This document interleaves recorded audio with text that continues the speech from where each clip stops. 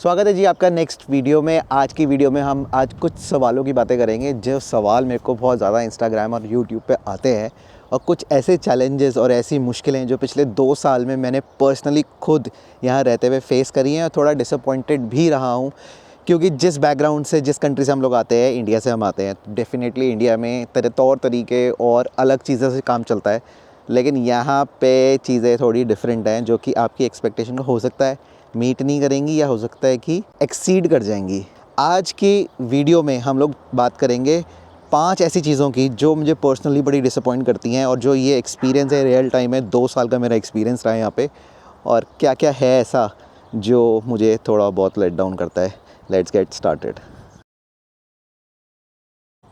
तो जी पहला पॉइंट जिसके बारे में मैं बात करना चाहता हूँ वो है पब्लिक ट्रांसपोर्ट। पब्लिक ट्रांसपोर्ट जो है ना, यहाँ पे ऐसा नहीं है कि पुअर है, लेकिन होता क्या है कि कोई बंदा नया नया यहाँ पढ़ने आता है या काम पे आता है, तो वो आते ही गाड़ी तो लेता नहीं है, वो रिलाई करता है पब्लिक ट्रांसपोर्ट पे। अब पब्लिक ट्रांसपोर्ट की प्रॉब्लम ये है कि बसेस तो हैं, लेकिन वो सब जगह नहीं जाती। अगर आपको पॉइंट ए से पॉइंट बी पे जाना है तो आपको बसेस चेंज करनी पड़ती हैं। लेओवर कभी कभी लंबा भी होता है, 2-3 बसेस चेंज करके आप ए टू बी पॉइंट तक पहुँचते हो। दूसरी चीज़ कि जब हम आए थे 2022 में, तब मुझे याद है कि हमें ए टू बी पॉइंट, चाहे अपने कॉलेज जाना हो चाहे कहीं पे भी जाना हो, तो $1-1.5 में हमारा काम हो जाता था। आज की डेट में एब्सोल्युटली डबल हो गया है पूरा किराया, और वो जो $1.5 और $2 की मैं बात कर रहा हूँ ना, वो $3 और $4 हो चुका है। तो पब्लिक ट्रांसपोर्ट महंगा हो चुका है। अब ऑप्शन क्या बचता है बंदे के पास? ऊबर कराने का। अब ऊबर जो है वो खुद में इतनी ज़्यादा महंगी है कि बंदा क्या ही करेगा। तो यहाँ पे वही वाली बात हो गई है कि ट्रांसपोर्ट पे बंदा बचाए या क्या करे। तो पब्लिक ट्रांसपोर्ट की ना एक चैलेंज यहाँ पे है, और आई थिंक रहेगी। अब चलते हैं दूसरे पॉइंट की तरफ। अब जी जो दूसरा पॉइंट है वो है हेल्थ केयर का। यहाँ पे हमारा पर्सनल एक्सपीरियंस रहा है, हेल्थ केयर का थोड़ा सा प्रॉब्लम तो रहता है। यहाँ पे जनरली होता क्या है कि आप जब आते हो, अगर आप स्टूडेंट वीज़ा पे हो या आप वर्क वीज़ा पे हो, आपको अपने नियरेस्ट जीपी, आपके डिज़ायर्ड जीपी पे, जीपी मतलब जनरल फिजिशियन, जो कि हम इंडिया में डॉक्टर साहब बोलते हैं, वो यहाँ पे जीपी बोलते हैं, उनके पास जाके अपने आपको रजिस्टर कराना पड़ता है। और रजिस्ट्रेशन के बाद जब आप वहाँ पे रजिस्टर हो जाते हो, उसके बाद आपको उनकी सर्विसेज मिलनी शुरू होती हैं। लेकिन अब चक्कर क्या होता है, रजिस्ट्रेशन तो ईजी होती है, इतनी बड़ी प्रॉब्लम होती नहीं है। कभी कभी ऑनलाइन हो जाता है या कभी कभी कॉल पे भी हो जाता है। ये मैं प्राइवेट क्लिनिक्स की बात कर रहा हूँ, बिकॉज जनरली ऐसा मैंने सुना है, मैंने ट्राई नहीं किया, बट पब्लिक ट्रीटमेंट सेंटर्स में टाइम लगता है, वेटिंग होती है, इसलिए बंदा फटाफट अगर बीमार होता है तो definitely time is the key, और वो जाता है प्राइवेट के पास। अब जब आप एज अ स्टूडेंट आते हो, तो एज अ स्टूडेंट आपकी जो फ़ीस है वो पूरी विजिटर की फ़ीस लगती है, पूरी की पूरी फ़ीस लगती है। फॉर एग्जांपल, जिस प्राइवेट क्लिनिक में मैंने रजिस्टर कराया अपने आप को, वहाँ पे $100 की कंसल्टेशन फ़ीस होती है।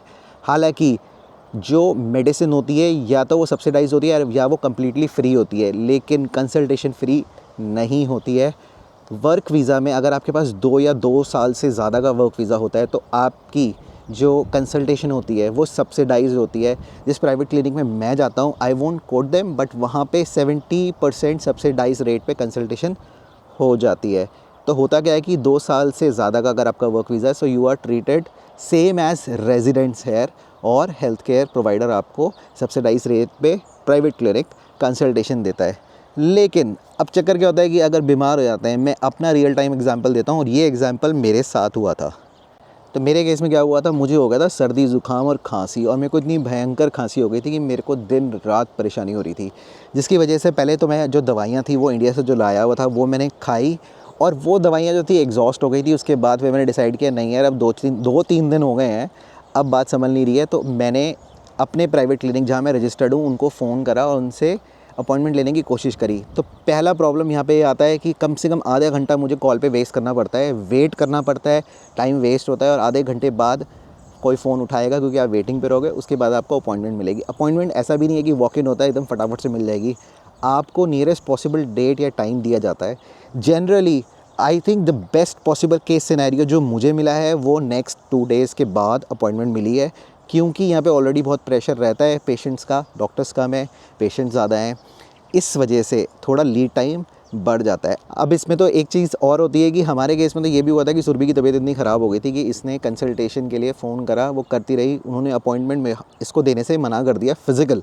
इन्होंने बोला आपकी फ़ोन कंसल्टेशन कर देता है, तो फ़ोन कंसल्टेशन की भी सेम चार्जेस हमने दिए थे। और ये मैं बात कर रहा हूँ पिछले साल की, जब मैं वर्क वीज़ा पे था, हमारी पूरी फ़ीस लगी थी, लेकिन फ़ोन पे कंसल्टेशन हुई थी। और दवाइयाँ तो चलो जो भी दी थी वो तो डॉक्टर ज़्यादा स्पेशलाइज होता है, वही डिसाइड करेगा डॉक्टर क्या दवाई देनी है। लेकिन हम लोगों को जो है इतनी देर वेट करने के बाद ये बोला गया कि आप फ़ोन पे ही कंसल्टेशन कर लो भैया, फ़िज़िकल अपॉइंटमेंट तो मिल ही नहीं रही है। तो जब मेरा विज़िट हुआ था डॉक्टर के पास, मैं खुद दवाइयाँ लेने अपने गया था, तो मेरे को ऑनेस्टली ये एक ऑनेस्ट रिव्यू है, 5 दिन का मुझे प्रिस्क्राइब किया गया था कोर्स और मुझे 19-20 का ही फ़र्क हुआ था। मुझे फ़र्क पड़ा ही नहीं था, मेरी खांसी रुक ही नहीं रही थी।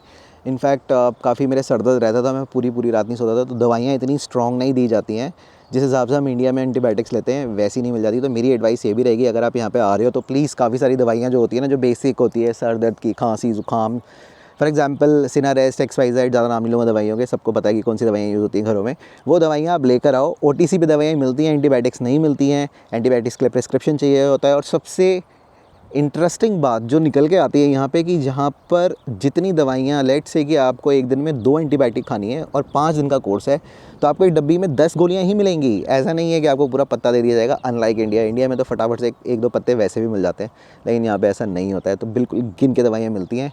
तो एक हेल्थ केयर का इशू थोड़ा सा तो है। भगवान ना करे कोई बीमार पड़े, लेकिन अब बीमार पड़ते हैं तो चैलेंजेस डेफिनेटली आते हैं। भाई जी आज निकली हुई है धूप मस्त और लोग जो हैं घूमने आ रखे हैं। फुल वॉकिंग शॉकिंग चल रही है आज। तो जी अपना जो तीसरा पॉइंट है वो है ऑनलाइन प्लेटफॉर्म या फिर ऑनलाइन शॉपिंग का। अब जो न्यूजीलैंड में, खासकर ऑकलैंड में ना, ऑनलाइन शॉपिंग का ज़्यादा कल्चर है नहीं। ज़्यादातर जो चीज़ें हैं ना वो रिटेल ओरिएंटेड है। चाहे वो खाना हो गया, मेडिसिन हो गया, अपैरल्स हो गए, शूज़ हो गए, जो मर्ज़ी आप सामान बोल लो, आपको जनरली स्टोर पे जाके ही ख़रीदना पड़ेगा। क्यों? क्योंकि प्राइस तो सेम होता है, ऑनलाइन में भी सेम होता है, लेकिन रिटेल स्टोर पे भी जाके सेम होता है। लेकिन प्रॉब्लम ये है कि डिलीवरी चार्जेस जो होते हैं ना वो अच्छे खासे होते हैं। और इतने में तो बंदा सोचता है कि यार वहाँ जाके 2 चीज़ें और ले लूँगा, चलो छोड़ो। तो ऑनलाइन डिलीवरी की जो कॉस्ट है उसकी वजह से सारी ऑनलाइन शॉपिंग डिस्करेज हो जाती है। अनलाइक इंडिया में आपको पता है कि भाई ऑनलाइन डिलीवरीज जो होती है वो जनरली फ्री होती हैं और वो की इसलिए जाती हैं so that most of the people attract towards online shopping. दूसरी चीज़ कि वहाँ पे वेयर हाउसिंग सिस्टम और सप्लाई चेन इतना रिफाइंड है कि जिसकी वजह से बल्क में सामान आता है, सामान घर पे पहुँच जाता है, बीच में मीडिएटर होता ही नहीं है, स्टोर्स होते ही नहीं है, तो उनकी कॉस्ट भी बच जाती है। लेकिन यहाँ पे ऐसा होता नहीं है। अब एक छोटा सा एग्जांपल आपको देता हूँ कि ये जो DJI का केस है, ये मैंने ऑनलाइन ऑर्डर किया था और मेरे को उस वेबसाइट ने दिखाया था कि जो ये केस है वो 3 दिन में आ जाएगा, लेकिन ऐसा हुआ ही नहीं। 3 दिन तो दूर की बात है, पूरे 7 दिन निकल गए, 8 दिन निकल गए, 10वें दिन में ये केस हमारे घर पे आया है। तो ये एक प्रॉब्लम है कि डिलीवरी इतनी लेट हो गई। हालांकि इसमें डिलीवरी फ्री थी, लेकिन फ्री होने के बावजूद भी 10 दिन में सामान आ रहा है। इतनी देर में तो मैं जाके रोड क्रॉस करता, स्टोर पे जाता, वहाँ से खरीद लेता, लेकिन अपने को पता ही नहीं था। तो अब एज अ कस्टमर मैं खुद ही डिस्करेज हो गया हूँ ऑनलाइन डिलीवरीज़ को लेके। अब मनीष, तुमको याद है हम वहाँ पे इंडिया में अमेजन से क्यों ऑर्डर करते थे? हाँ याद है। क्योंकि वहाँ चीपेस्ट मिलता था हमें, free delivery, Amazon prime member. अब यहाँ पे क्या है, यहाँ पे अमेजन से ऑर्डर आप कर सकते हो, बट यहाँ अमेजन नहीं है। आएगा वो अमेजन से, बट ऑस्ट्रेलिया के अमेजन से आएगा और उसमें होगी डिलीवरी, क्योंकि ऑब्वियसली इंटरनेशनल ऑर्डर हो जाता है, तो वो चीपेस्ट रहता ही नहीं है। तो आप अल्टीमेटली वो कभी ऑर्डर ही नहीं करोगे, तो एक्सपेंसिव भी पड़ता है। हमारा तो इनफैक्ट अमेजन प्राइम भी एज सच अब यूज़ ही नहीं हो पाता वहाँ पे। तो ऑब्वियसली सेम डे डिलीवरी ये सब उसमें ऑफर्स होते थे, जो भी उसके फीचर्स थे, सिर्फ हम यहाँ पे अपना अमेजन प्राइम वीडियोज़ में कभी यूज़ कर पाते, अदरवाइज़ यूज़ ही नहीं होता अब। राइट, हाँ, करेक्ट। तो है, ऑनलाइन का है, डिलीवरी का थोड़ा इशू है। स्पेशली मैंने देखा ऊबर ईट्स का तो भाई प्राइसेस ही अलग हैं। अगर आप मतलब सामान वैसे मंगवाओगे तो उसकी डिलीवरी फ़ी कितनी ज़्यादा लग जाती है यहाँ पे। किसके? हाँ, ऊबर ईट्स के। इनफैक्ट नहीं, लोग काउंटडाउन इधर से भी मंगवाते हैं, वो एक सर्टेन ऑर्डर के बाद फ्री होती है, लेकिन इट्स बेटर ना आप चले ही जाओ फिर इतने पास में। हाँ, क्यों हो भाई। भाई जी बड़ी देर से धूप में बैठे हुए थे वहाँ पे, हालत ख़राब हो गई, इतनी ज़्यादा धूप निकल रही है आज ऊपर। हाँ वैसे दिन सुहाना है, लेकिन ज़्यादा देर धूप में बैठा नहीं जाता। अब जी जो चौथा पॉइंट आता है हमारा वो है बैंकिंग। अब बैंकिंग क्या है ना कि इंडिया की I would say honestly supreme है। एक तो हेल्थ केयर, सेकेंड है बैंकिंग। हम लोगों की बैंकिंग एक्चुअली में बहुत ज़्यादा डिजिटलाइज्ड है, काफ़ी ज़्यादा इन प्रोसेस है। बैंक्स काफ़ी सही है, मतलब यहाँ पे आने के बाद तो लगता है, क्योंकि यहाँ पे अगर आपको कुछ भी काम करना है, काफ़ी सारी चीज़ ऐसी होती है जो कि आपको वॉक इन अलाउड नहीं होता है तो थोड़ी वेटिंग होती है। काफ़ी सारी चीज़ों में तो अपॉइंटमेंट्स भी लेने पड़ते हैं कॉल पे। तो बैंकिंग को लेके अब चर्चा करते हैं।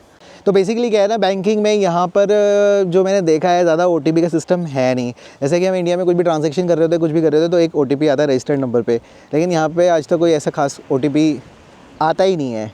मोटी मोटी आपकी ट्रांजैक्शन जो है ऑनलाइन वैसे ही हो जाती है। एक इंटेलिजेंट चीज़ बड़ी अच्छी कर रखी है यहाँ पे कि जो डेबिट कार्ड्स हैं, डेबिट कार्ड के साथ एक एफपॉस कार्ड आता है कि अगर आपको वो चोरी भी हो गया तो वो टैप एंड पे होता ही नहीं है, उसके लिए पिन चाहिए होता है। वो इनोवेशन मुझे बड़ी अच्छी लगी थी, वो इंडिया में हम लोग खैर यूज़ नहीं करते हैं। लेकिन बैंकिंग में एक बड़ी ही शॉकिंग चीज़ मुझे यहाँ पे पता लगी। हम लोगों को कुछ ज़रूरत पड़ी थी पैसों की और हमने करा रखी थी FD। अब FD में यहाँ पर ANZ बैंक और BNZ बैंक जो बड़े बैंक्स हैं वो स्टार्ट ही $10,000 से करते हैं। तो आप $10,000 को 50 से मल्टीप्लाई कर दो तो बनते हैं आपके 5 लाख रुपए। तो जो आपकी FD है वो स्टार्ट होती है 5 लाख रुपए से। अनलाइक इंडिया में तो आपको पता ही है अमाउंट कुछ भी हो सकता है। अब आपने FD तो करा ली $10,000 की, तो मिनिमम FD होगी। रेट ऑफ इंटरेस्ट जो है वो 4.5% का मिलता है, except for kiwi bank. Kiwi bank जो है वो $5,000 से स्टार्ट करता है। तो भी यार 2.5 लाख की FD से स्टार्टिंग कौन करता है, हमें तो आदत है नहीं। ये एक चीज़ मुझे डिसअपॉइंट करती है। दूसरी चीज़ उससे भी ज़्यादा शॉकिंग वो ये है कि जब पैसों की ज़रूरत पड़ी और हमने सोचा कि चलो ठीक है हम अपनी FD तोड़वा लेंगे, तो भैया उन्होंने बोला पहले तो आप हमको कॉल करो। कॉल किया तो उन्होंने बोला कि आपको 30 डेज़ का नोटिस पीरियड देना पड़ेगा। मेरा ही पैसा, मुझे ही FD तोड़नी है, मुझे ज़रूरत है, और उसके लिए मुझे 30 डेज़ का नोटिस पीरियड सर्व करना पड़ा। उसके बाद पैसे जो हैं अकाउंट में आए। तो ये चीज़ मुझे बड़ी डिसअपॉइंट करी। ये एक मेजर लेटडाउन था बैंकिंग को लेके। तो जी लास्ट पॉइंट जो है वो मैं कंबाइन करूँगा इंटरनेट, फ़ोन इंटरनेट और कार इंश्योरेंस का। इन दोनों को मैं अलग अलग से नहीं रखूँगा। Mobile plans, yes to be precise, mobile plans और कार इंश्योरेंस। तो जो मोबाइल इंटरनेट है यहाँ पे, जो आपका मोबाइल प्लान्स होते हैं, यहाँ पे इंटरनेट जो है वो इतना ज़्यादा महंगा है। हालांकि रेंज बहुत अच्छी आती है, स्पीड अच्छी आती है, लेकिन भाई महंगा इतना है कि वो एक मेरे लिए बहुत बड़ा डिसअपॉइंटमेंट है। क्यों? क्योंकि जब मैं यहाँ पे आया था तो मैंने स्टूडेंट प्लान लिया था और यहाँ पे हमको $19 में 1.5 GB 1.5 GB डेली नहीं मंथली मिलता है। तो 1.5 GB मंथली इंटरनेट मिलता है और वो 1.5 GB जो है ना वो इनफ होता ही नहीं है। हालांकि काफ़ी जगहों पे वाईफाई की पोजीशनिंग काफ़ी अच्छी है। सुपरमार्केट्स में चले गए, आप काम पे चले गए तो वाईफाई का अरेंजमेंट अच्छा रहता है। बट स्टिल यार आप ट्रैवल करते हो तो 1.5 GB तो काफ़ी कम पड़ता है। दूसरी चीज़, आप जब आपका प्लान जो है आप अपग्रेड करते हो तो वो कुछ इस प्रकार से होते हैं जो मैंने लिस्टिंग निकाली है। $25 में आपको 3 GB मिलता है, पूरे महीने का है ये। और $85 में, जो कि तकरीबन 4,250 रुपीज़ का होता है पर मंथ, इसमें आपको अनलिमिटेड इंटरनेट मिलता है। अनलाइक इंडिया जहाँ पे एक 1.5 GB तो ऐसे ही डेली के मिल जाते हैं। तो एक इंटरनेट प्लान और मोबाइल प्लान जो है ना वो काफ़ी बड़ा लेट डाउन है। दूसरी चीज़ कार इंश्योरेंस। अभी जब मैंने कार इंश्योरेंस अपना लिया है तो मुझे पूरे साल का जो कार इंश्योरेंस पड़ा है भाई वो पड़ा है $1,500 का, जिसमें कि सब कुछ इंक्लूडेड है। आपकी गाड़ी ख़राब हो गई तो आपको एक टो व्हीकल आएगा, अगर वो भी आपको रिकवर नहीं कर पाए तो आपको एक रेंटल कार लेने की अलाउंस मिलेगी, सब कुछ है। बट फिर भी यार 75,000 रुपये एक साल का इंश्योरेंस, टू मच। तो ये थे कुछ 5 पॉइंट जिससे मैं थोड़ा डिसअपॉइंट हुआ हूँ पिछले 2 सालों में, और ये मेरा पर्सनल एक्सपीरियंस है। हो सकता है आप इससे इन्फ्लुएंस हो चाहे ना हो, but that's a honest review. I hope आपको ये वीडियो पसंद आई होगी। अगर आपको ये वीडियो पसंद आई है तो आप प्लीज़ लाइक एंड सब्सक्राइब करे बिना जाइएगा मत। मैं मिलूँगा आपको नेक्स्ट वीडियो में। Till then, bye bye.